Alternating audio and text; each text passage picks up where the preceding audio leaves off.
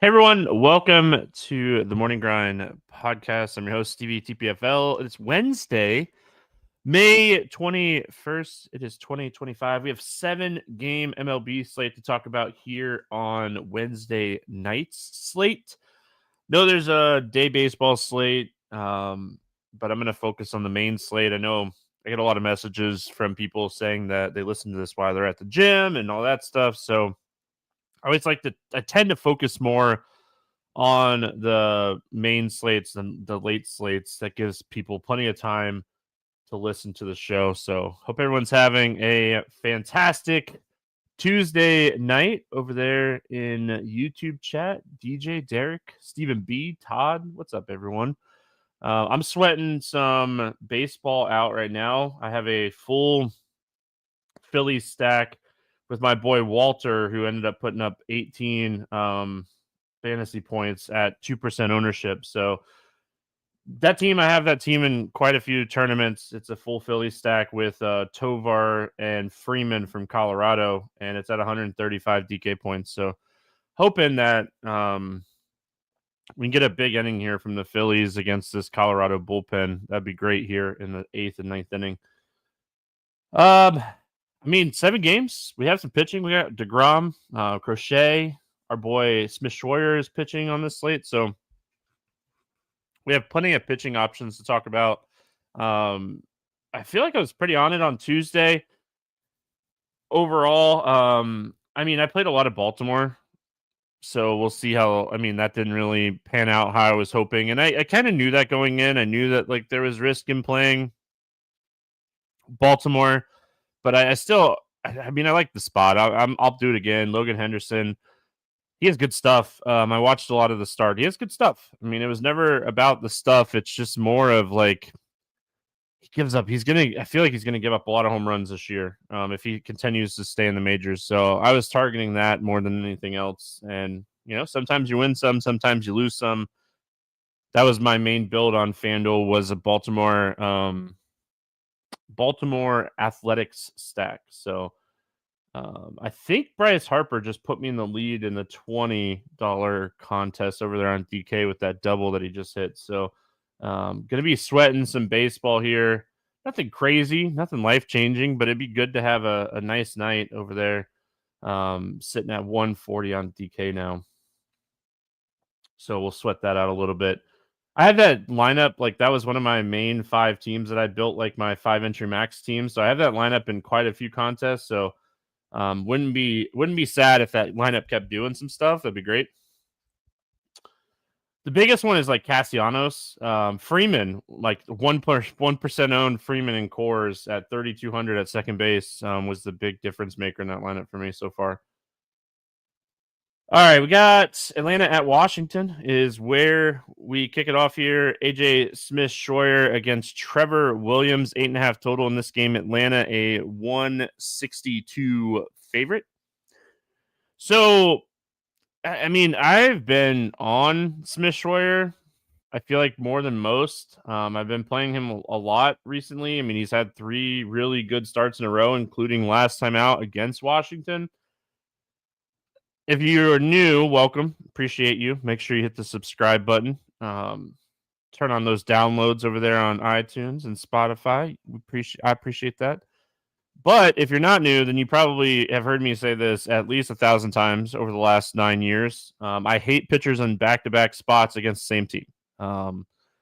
I always feel like it's the range of outcomes is massive. It's usually either a really strong start or a start where the pitcher just really struggles. So the fact that he's 9,800, the fact that he's in the same price range as DeGrom and Crochet, it's really hard for me to love him in this spot.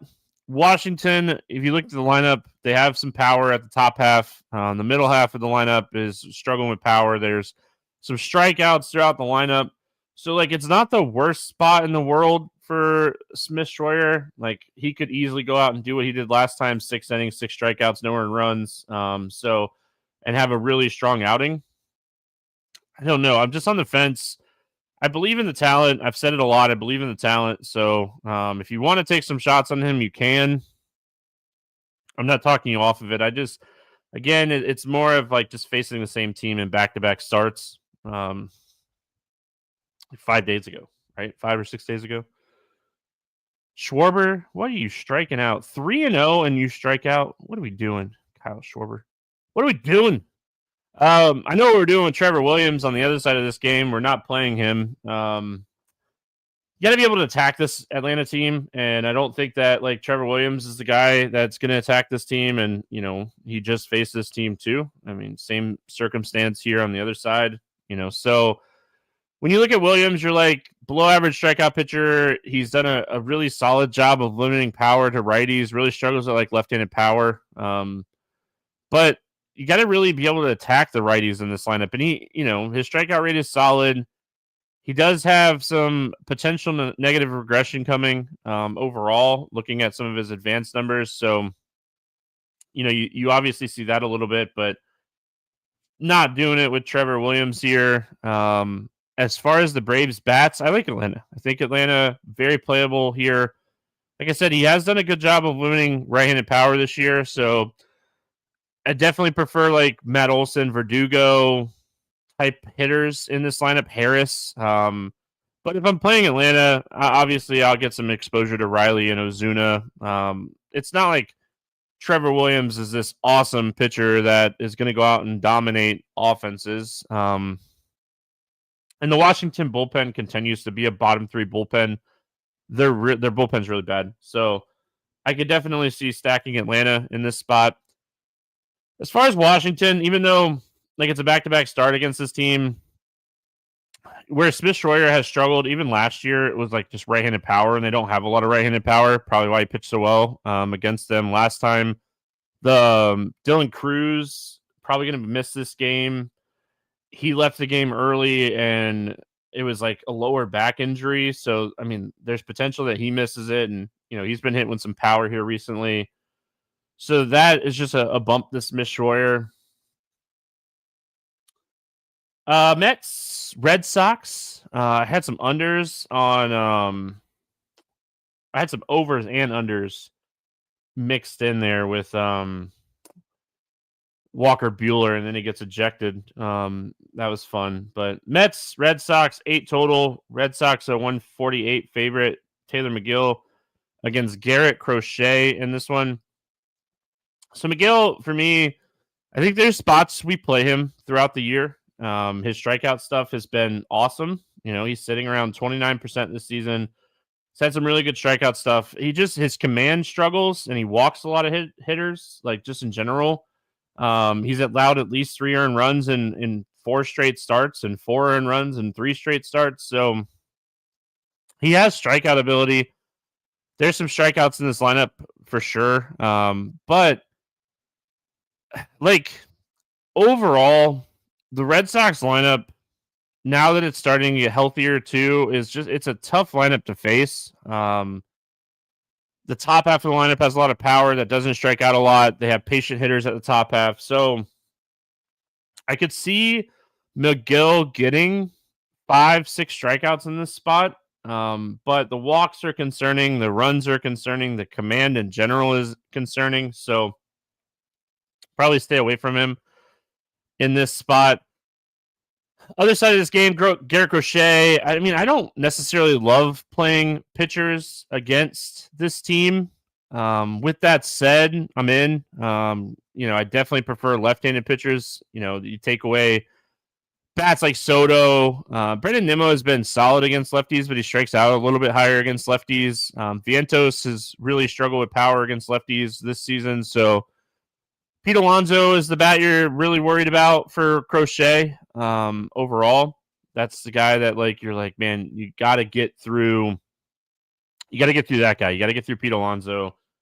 But the strikeout upside, the ability to pitch deep into games, the Red Sox are like, hey, we know what happened with you last year. Okay. He's thrown at least 100 pitches in 3 of his last 5 starts. So I'm not even remotely concerned about pitch count and leaving games at 80 pitches in the 6th inning or 5th inning, like we saw a couple times last year. I think it was actually less than that, leaving games early. So I like the spot for Crochet. Like I said, I definitely prefer lefties against the Mets lineup. like even Lindor, he's a switch hitter, but he has like a 215 ISO, 380 WOBA against righties. It goes down to like 98, 270 against lefties. They just don't strike out a ton, but Crochet has so much strikeout upside that he'll get some strikeouts in this game. So yeah, I'm interested in Crochet for sure. As far as the bats, for the Mets, like I said, if you want to one-off a guy like Pete Alonso, no one's gonna say don't do that. That's a bad idea, because he's just so good. So I could definitely see taking some shots there. But overall, I probably don't get to a lot of bats here for the Mets. The Red Sox, Taylor McGill, he gets wonky with control and command, like I said. So if you want to take a stack against him, I don't hate the idea. It is a smaller 7-game slate. We do have some banger games towards the end of the slate, like Randy Vasquez is pitching against Toronto here in a minute. We'll talk about that. The Angels Athletics game looks like it's going to be a high-scoring game. So yeah, there's a lot on the back end to talk about, as far as hitters. So, like, if you don't love this spot, there's going to be other spots that you can definitely take some really solid shots on here. Texas at New York facing the Yankees. 7.5 total in this one. We got a pick'em game here. DeGrom against Ryan Yarbrough. I think it's more of just like DeGrom and like the Yankees lineup than it actually being like a legit pick'em game here. But Jacob DeGrom, he's starting to look like Jacob DeGrom. Last time out against Houston, just absolutely dominated. I'm shocked, as good as he is against righties and how good he has been against righties throughout his career, how he's dominated Houston. I'm so shocked. We haven't seen him touch 100 pitches yet, but 96 pitches in 8 innings last time out against Houston was a really good sign for Jacob DeGrom. 10K, like his price is finally caught up. Tough matchup against the Yankees. They have a lot of power in this lineup, but DeGrom can attack them, and that's what we are looking for all the time when we're facing this team. Is I'm looking to attack them. I can attack them. DeGrom, he can attack them. So I like the tournament appeal here as a pivot off of Garrett Crochet. Safety-wise, I definitely prefer Crochet. But, I definitely want to have some exposure to DeGrom in my builds here. So Ryan Yarbrough, this game just having a tight total is interesting overall. I definitely prefer left-handed pitching against this team. They kind of struggle with lefties, but like he's a below-average strikeout pitcher. He's not anywhere near where he was at Tampa his first or second year, where he was striking a lot of people out. I don't have it in front of me. He does a really good job of like limiting power and barrels and not getting blown up. That's kind of what he is now. So I don't want to play him. I don't think he's stretched out enough to play anyway. I don't think they let him go too deep into this game. I think they want him to go get 4 or 5 innings here, and that'd be icing on the cake for them. So I don't want to play a lot of him anyway, or I don't think he'll pitch deep enough anyway, so I'm not too concerned. I don't want to stack against him necessarily, but I definitely have interest in like a Wyatt Langford, Josh Jung. Both of those guys hit left-handed pitching really well. If Jonah Heim and Jake Berger in the lineup, they're cheap. I'm assuming. I haven't looked at pricing. Let's see. Berger is 3K, which is great. Heim is 3,300. Both of these guys can hit left-handed pitching. I assume Pilar will be in the lineup. We know that he has a little bit of upside against left-handed pitching throughout his career, but I wouldn't get excited about playing him. So, yeah, overall for me, Langford, Josh Jung, big targets. Berger, Heim on the cheap end. I love Wyatt Langford against lefties, especially like lefties. I don't feel like he can I don't feel like this lefty can really like throw the ball by anybody either. So as far as the Yankees, when DeGrom is right and he is healthy, like he's one of the best pitchers in baseball. He will give up a home run from time to two. So, like, if you wanted to take some shots here on like low own Aaron Judge or low own like Trent Grisham, like hitters like that, sure. I mean, Ben Rice, these guys have power. So if you want to chase a home run or two against DeGrom with, any of these power bats, like Trent Grisham, Aaron Judge, Ben Rice, Austin Wells, like these are the guys that have hit left-handed pitching with a lot of power this year. San Diego at Toronto. Vasquez and Gausman in this one, 9 total. Toronto, a 148 favorite. Listen, I get like total sometimes. I don't get this one. Vasquez is awful. He's not good. His walk rate's higher than the strikeout rate. He doesn't miss bats. Swinging strike rate, whiff rate's incredibly low. Strikeout rate's incredibly low. He's not good. So we're not playing Randy Vasquez. We'll talk about the Toronto bats here in just a minute. On the other side of this game, you got Gausman, who can go out and have a quality outing here. He's 8,800. I don't love the spot because it's just such a low strikeout spot in general. So I probably don't get to a lot or if any Gausman here. But, I mean, our pitching options on this slate as a whole are just kind of limited. And double barreling pitcher, I mean, doesn't seem worth it. Like, I don't know. I have no idea what I'm going to do at pitcher yet. The more I get through this slate, the more I look at this slate and might just be like, I'm going to play JP Sears. Like, I might just do that. Oh man, Bangaliers went yard. That's good. I like the Bangaliers going yard. That helps me a lot in other aspects, but the guy that was trailing me, I know that he had I know he had some athletics in his lineup with Birdsong going. So, but now I have an athletic stack that's like climbing too. I need Alec Boehm to do something in his last at bat here. That'd be awesome. But yeah, I mean, as far as pitching, like I don't really have a favorite SP2. I don't know. It might be JP Sears, which is kind of scary. It might just be a day where you play Crochet and Smith Schroyer the more I get through the slate. Maybe I have a little bit more interest in McGill's strikeout upside, but yeah, SP2 is ugly. Might be a FanDuel day for me today. As far as the bats for San Diego against Gausman, I mean, throughout his career, lefties is where he has struggled. So if you want to take some shots on like Gavin Sheets, Cronenworth, Merrill, go for it. Oh, I called that.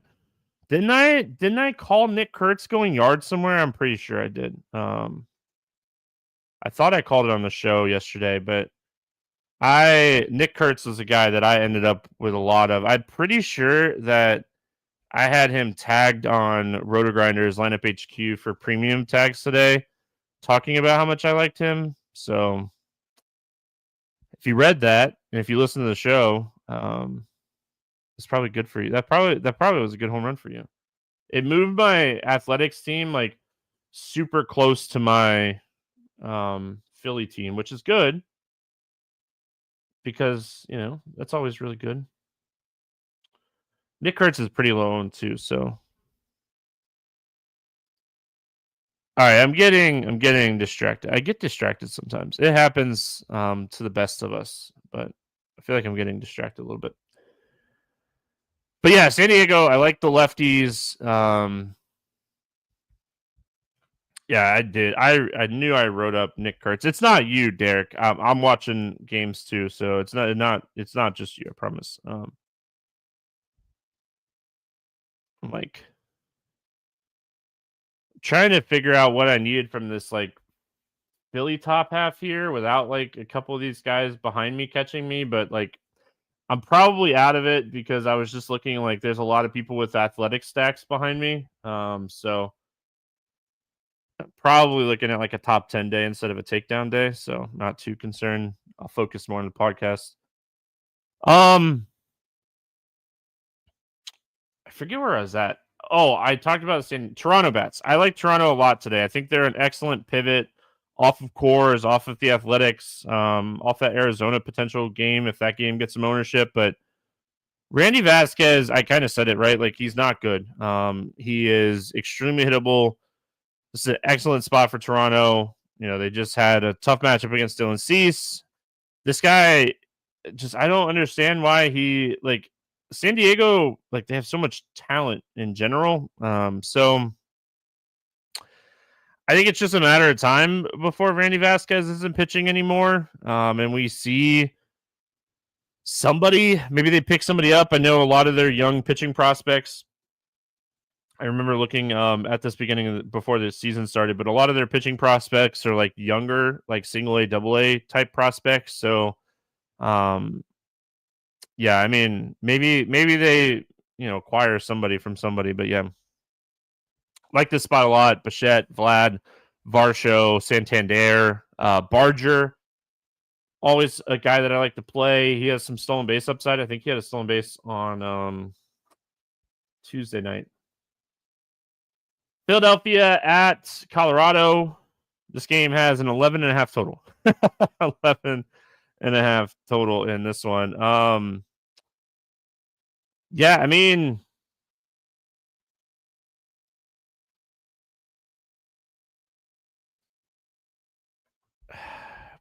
the Phillies a 238 favorite. It's Tajon Walker against Carson Palmquist. Tajon Walker, like he is not stretched out. He's not pitching deep into games. So I mean, this is a spot where I feel like it's a pretty easy fade for me in Coors. And he's still like a below average strikeout pitcher. He's not going to pitch really deep here. But he's kind of filling in for like Aaron Nola. They're trying to get 3 or 4 innings out of this guy. So, yeah, I mean, I don't want to play Walker. I don't think he has any upside whatsoever. Carson Palmquist, like you definitely prefer left-handed pitching against this team more than right-handed pitching. But I mean, we saw it last time out against Arizona. He really couldn't miss bats. An incredibly low whiff rate. They have enough. I mean, like their lefties are really good against lefties too. Schwarber and Harper are really good against lefties. So this is an easy stay away spot for me. It's just hard. It's just hard to like get excited about playing some of these bats overall.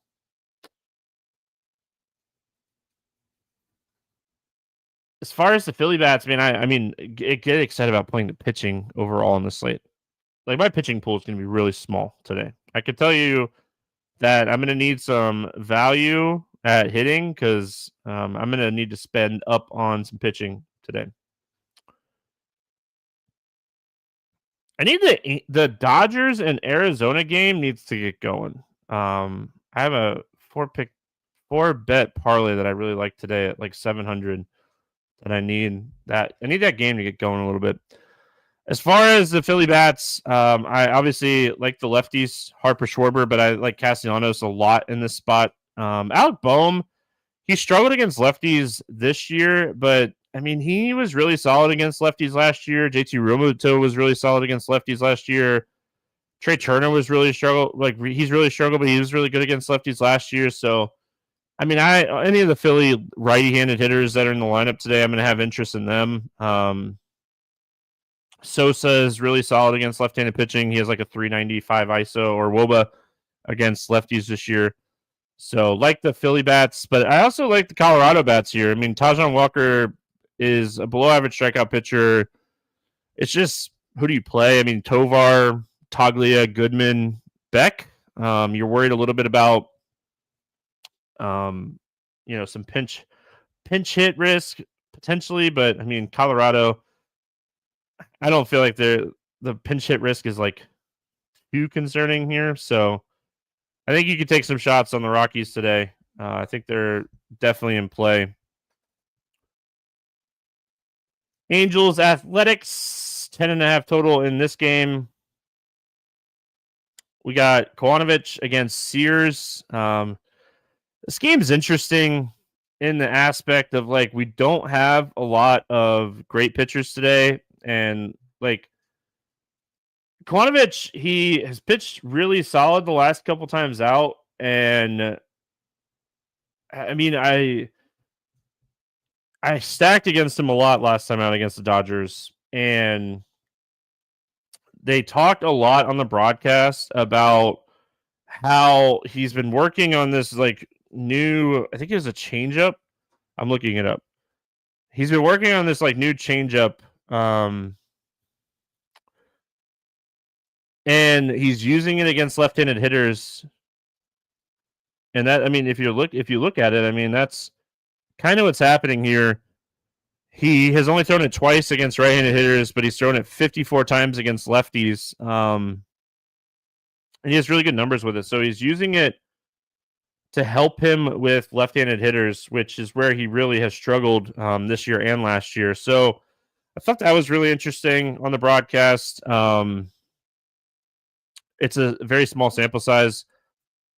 He's really cheap. I could see taking some tournament shots on him today and just hoping that he could potentially limit the damage a little bit. I'm also going to stack against him because I like the athletic bats in this game too. So it wouldn't be like a no chance it'd be like an all-in situation for me on him. I would just play a little bit of him in this spot. On the other side of this game, I've talked about it a lot this year, but like left-handed pitchers have had upside against this team, and JP Sears is going to go out and he's going to throw a lot of strikes, and he could easily get blown up. Don't get me wrong.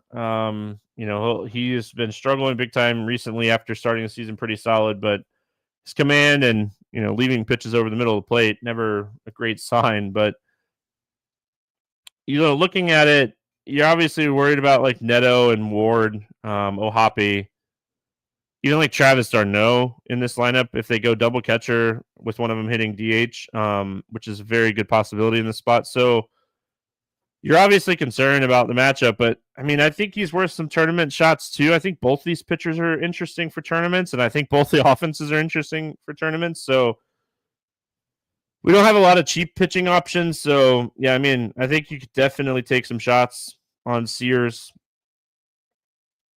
and Kvanovich. I did not expect to like Kvanovich, but I forgot about until I just like when I got to the game, I forgot about the new changeup that he's been using a lot. And it's been working. It's been very effective against left-handed hitters here in his last few starts. So that's where he struggles.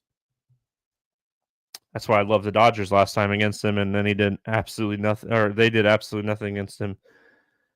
As far as the bats, if you're not playing the pitchers in this game, because this game does have a 10.5 total, so we're likely going to get a lot of production, and both pitchers probably end up failing most of the time here. But Zach Nato, Taylor Ward, Travis d'Arnaud, like I mentioned, Logan Ohapi. Like if you go the right-handed bats, both catchers in play. If Harris moves up in the lineup, he could potentially be in play. As far as the athletics, like I like this stack for sure. I like playing them. I think that they're very playable in general, especially if it's such a small sample size. If he can continue to get lefties out, like he's really good against righties. 50 ISO, 267 WOBA, 64% ground balls on righties. So he uses that like sinker a lot against righties, and it generates a lot of ground balls. So the changeup could be a difference maker. If he's struggling, like Soderstrom, Butler, Kurtz, all in play. But the more I think about this, the more like I probably end up taking shots on this guy today, Kvanovich. He's just so cheap. There's plenty of bats to spend up for on this slate. Yeah, I mean, I think I'm going to take some shots on him today.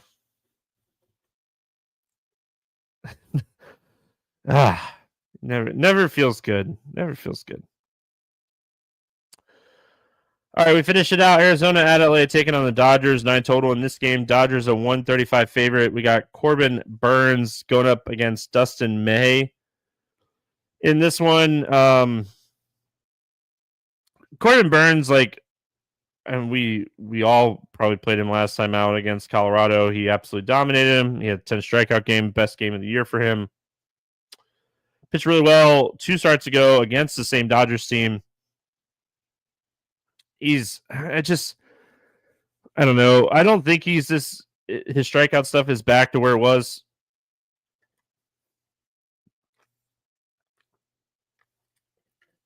So it's really hard for me to get excited about playing him.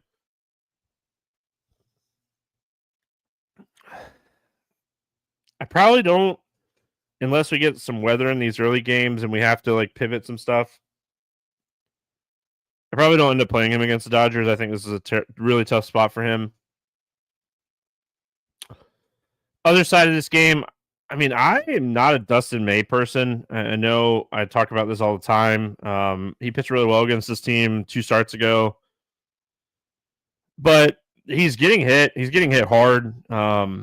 This lineup is really good against right-handed pitching. I have no interest in Dustin May. I'd rather play Kowanovic, which, again, I did not expect to come on the show today and be like, I am going to play Jack Kowanovic a lot today. But, I mean, that's where we're at. I mean, it's definitely more of a FanDuel day for me.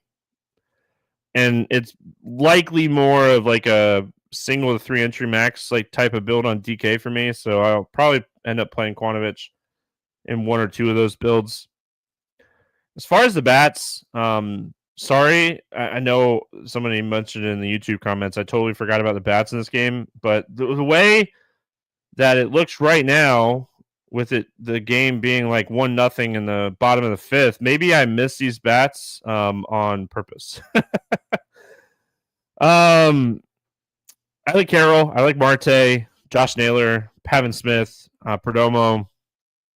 Gurriel has been swinging a hot bat, and Dustin May definitely gives up power to righties too. So I like the Arizona stack. I think they're going to be lower owned. So I like them, and I don't necessarily hate the Dodgers stack. I have other stacks that I definitely like more than the Dodgers stack today. So probably end up more on those teams than on the Dodgers. But I mean, you could potentially stack them against Burns. His strikeout stuff is not as good as it once was. All right, morning grind game.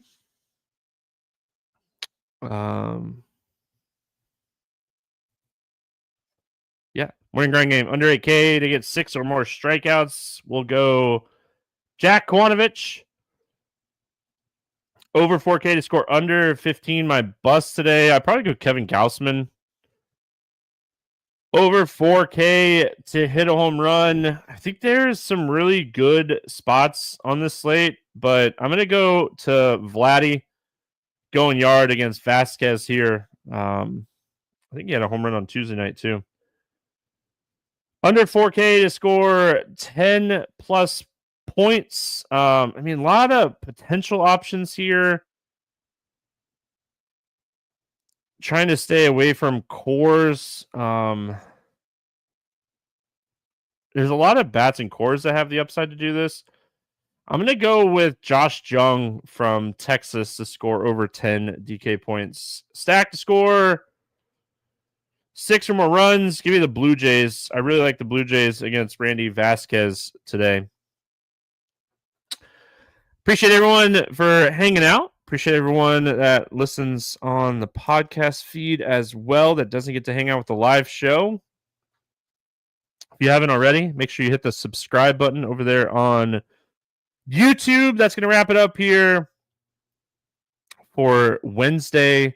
I'm actually going to be back on Thursday. I like doing 4 shows a week, so I'll be back on Wednesday night over there on YouTube, and then for the Thursday slate, since I missed on Monday. Hope everyone has a fantastic day, and I'll see you again tomorrow.